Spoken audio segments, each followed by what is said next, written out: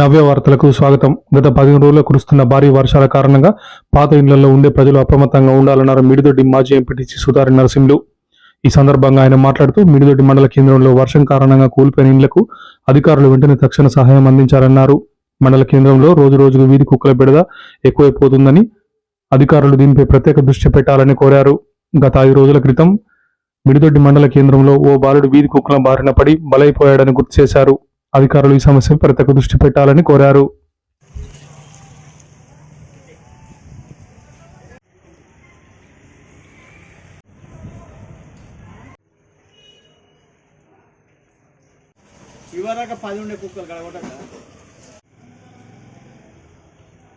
మండల కేంద్రంలో మండల్లో 4-5 రోజుల నుండి వర్షాలు కురవడం అనేది జరుగుతుంది. మా గ్రామంలో పెద్ద గ్రామం కాబట్టి చిన్న చిన్న పాత ఇళ్ళు కావచ్చు, చిన్న గుడిసెలు కావచ్చు, అలాంటి వాళ్ళు చాలామంది ఉన్నారు. అవి మెత్తబడి కూలుతున్నాయి. అయినా ఆఫీసర్లు పట్టించుకోవడము లేదు. స్పెషల్ ఆఫీసర్ మరీ మేము కోరుకుంటున్నాం ఏంటంటే రేపు పొద్దున వాకింగ్లో మేము కూడా వస్తాం, మీద కలిసి మాతో మీరు రండి, ప్రతి ఇంటికి తీసుకెళ్తా చూపిస్తా. చాలా ఇబ్బంది పడాల్సిన పరిస్థితి ఉంది. ఇంకా ఇబ్బంది పడతారు, కూలిపోయి కొంతమంది ఆటోటి కిరాయికి వెళ్ళిపోయారు. ఎందుకంటే మీరు చేయవలసిన నిర్లక్ష్యం వల్లనే ఇవి జరుగుతున్నాయి. రెండవ విషయం ఏంటంటే కుక్కల విషయం మేము చాలాసార్లు చెప్పినాం. కుక్కలు కలిసి నిన్ననే మా దగ్గర ఒక పాపం చిన్న బాలుడు అనేది మీకు తెలుసు, ఆ పూర్తిగా చెప్పనవసరం కూడా లేదు. కోతులు అనేది చాలా ఇబ్బందికరంగా జరుగుతుంది. ఈ రెండింటి లిస్టు కావాలంటే ఖర్చు ఎంత ఉందో గవర్నమెంట్ హాస్పిటల్కి పోయి తీసుకొని లిస్టు మీద పనిచేద్దాం. అవి మీరు ఏం చేస్తారో మేము చెప్పట్లేదు, ఎందుకంటే అది గవర్నమెంట్కు అనుకూలం కాకపోవచ్చు. కానీ అవి ఏం చేస్తారో మీ దృష్టినే ఉంచుతున్నాం, మీకే వదిలేస్తున్నాం. మూడో విషయం కూడా మా దగ్గర మోర్లు తీయక 6 నెలలు అయింది. కాంగ్రెస్ ప్రభుత్వం వచ్చినప్పటి నుంచి ఇప్పటికీ సర్పంచ్ లేడు, మాకు తీయడం లేక మోర్లలో దోమలు పెరిగి చాలా ఇబ్బందికి కలుస్తుంటే ఇబ్బందికి గురవుతున్నారు.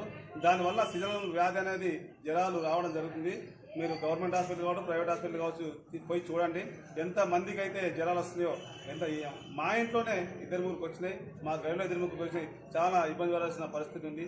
ట్యాంకులు అనేది కూడా మీరు అడుగుతలేరు. దానిలో మందు వేసినట్లయితే కొంత పురుగులు అనేది నీలుపులు అనేవి ఉంటాయి, అవి చనిపోతేనే వీళ్ళు మంచిగా ఉంటారని మరి నేను సెక్రటరీ గారికి కావచ్చు, నేను ఆఫీసర్ గారికి కావచ్చు మరీ తీవ్రంగా చెప్తున్నాను. మూడో విషయం ఏంటంటే కరెంటు స్తంభాలు కూడా వంగిపోతున్నాయి, కిందికి జారినాయి. ఇనుప స్తంభాలున్నాయి కొన్ని, తీయమంటే మీ ఆఫీసర్లు పట్టించుకోవట్లేదు. ఏఈ గారు, డిఈ గారు, ఎస్సీ గారు మా ఊరిని పట్టించుకున్నట్టయితే మేము ఎవరి దగ్గరికి వెళ్ళమన్నా వెళ్తాం, ఏ ఆఫీసర్ దగ్గరికి వెళ్ళమన్నా వెళ్తాం. ఎన్నిసార్లు కంప్లైంట్ చేసినా మీరు కనీస వైఖరి బుద్ధి మార్చుకొని ఇకనైనా రేపటి స్తంభాలు కావచ్చు, వైర్లు కావచ్చు, ఆ ఇనుప స్తంభాలు కావచ్చు, మోర్ల మీద, ట్యాంకుల మీద, కోతుల మీద, కుక్కల మీద, సీజనల్ వ్యాధుల మీద, ఇవన్నిటి మీద మీరు పట్టించుకొని చేయనట్లయితే మేము కలెక్టర్ దగ్గరికి వెళ్ళి కూడా మీ పైన ఫిర్యాదు చేస్తాం. మీరు ఉద్యోగాలు కూడా మాకు చేసినట్టు చక్కగా కనిపిస్తలేదు, టైంకి వచ్చినట్టు అనిపిస్తలేదు. ఎందుకంటే మేము ఈరోజు చెక్ చేద్దామని ఇక్కడికి వచ్చినాము, కనీసం గ్రామ పంచాయతీలో మాకు ఎవరు కనబడతలేదు, ఎక్కడ ఎవరు లేరు. ఆఫీసర్లు అనేది ఉద్యోగం చేయండి, మీ డ్యూటీ మీరు బాధ్యత వహించండి. కానిచో మేము మా ఎమ్మెల్యే గారు మాట్లాడి మీకు ఏమైనా లేదు అంటే కూడా మేము దానికి వెళ్ళిపోయడానికి సిద్ధంగా ఉన్నామని చెప్తున్నాను. అదేవిధంగా మన మిడిదొడ్డి గ్రామంలో ఎలక్ట్రిసిటీ స్తంభాలు కూడా తొలగించాలని మేము తీర్మానంలో ఇచ్చాము, మీ గ్రామ సభలలో ఇచ్చాము. ఎన్ని మార్లు చెప్పినా మీ డి గారు, మీ ఐ గారు, మీ లోకల్ జేఎల్ఎం గారు పట్టించుకోలేదని నేను ఏసీ గారిని, డి గారిని మరీ డిమాండ్ చేస్తూ ఉన్నాను. కరెంట్ అనేది చాలాసార్లు పోవడం రావడం అనేది జరుగుతుంది. ఒక్కొక్కసారి నైట్ పోతే పొద్దున వస్తుంది. ఇప్పుడు పొద్దున ప్రజెంట్ ఈ పరిస్థితులలో కూడా కరెంట్ లేదు, ఎందుకంటే వర్షాకాలంలో ఇంటి దగ్గర ఉంటున్నారు, కనీసం రాత్రి పూటల్లో ఇంటి దగ్గర ఉంటున్నారు, వర్షానికి ఇబ్బంది పడతారు.